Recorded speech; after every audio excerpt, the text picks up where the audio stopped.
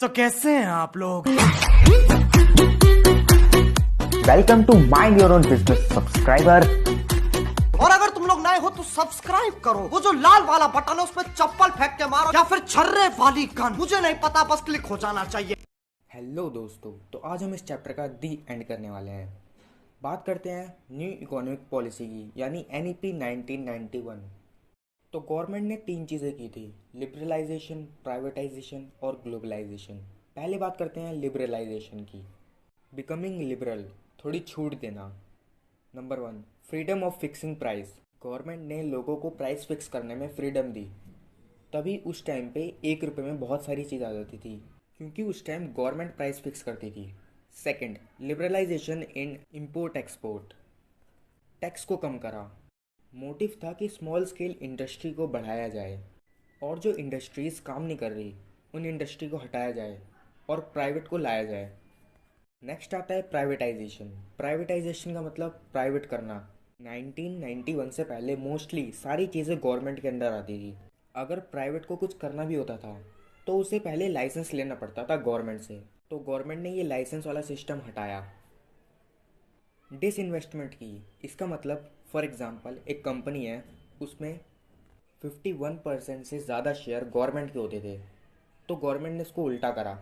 Transfer of ownership, कई ऐसी चीज़ें थी जो गवर्नमेंट ने प्राइवेट को दे दी, एक्सेप्ट इंडियन आर्मी और nuclear energy.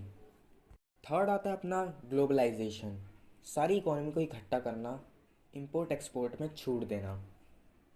Abolition of export duty, यहाँ से जब सामान हम बेचते हैं तो उस पर टैक्स लगता है, उसे कम करा।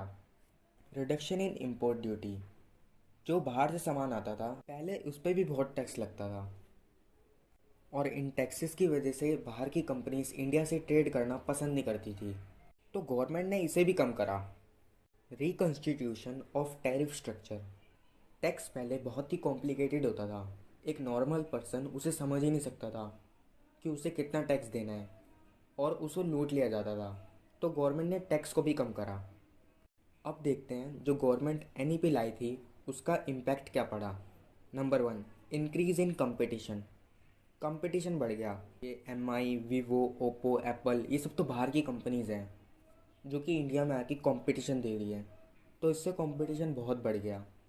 Second, more demanding customers. 1991 से पहले प्रोड्यूसर जो सामान बना देता था उसको कस्टमर्स खरीद लेते थे, लेकिन अब कंज्यूमर जो डिमांड करते हैं उसके अकॉर्डिंग सामान बनता है। Third, need for developing workers, क्योंकि अब इनको इंटरनेशनल मार्केट में फेस करना पड़ेगा, तो इनको डेवलपमेंट चाहिए होगी। फोर्थ, एक्सपोर्ट इज़ एसेंशियल, यहाँ से सामान बाहर भेजना बहुत ज़रूरी है, क्योंकि जब तक सामान बाहर नहीं भेजेंगे तो डॉलर कहाँ से आएंगे। Fifth, rapidly changing technological environment. Technological environment बहुत जल्दी चेंज हो रहा था, क्योंकि नई नई टेक्नोलॉजीज़ आ रही थी, मार्केट ग्लोबल हो रही थी, बाहर की टेक्नोलॉजी से हमें कम्पीट करना था, इसलिए हमें अपनी टेक्नोलॉजी को चेंज करना पड़ा। तो बस इस चैप्टर का यही दी एंड होता है। अगर तुम मेरे चैनल पर नए हो, चैनल को सब्सक्राइब घंटी कर दो और तो इंस्टाग्राम पे आके हमको ज्वाइन कर लो। मिलते हैं नेक्स्ट एपिसोड में। फेमस हो जाऊंगा तू देख लेना, गाने बनाऊंगा तू देख लेना, ट्रेंडिंग में जाऊंगा तू देख लेना, देख लेना। मेरी प्लीज जिंदगी गई मेरी पूरी तरह की, पूरे वक्त में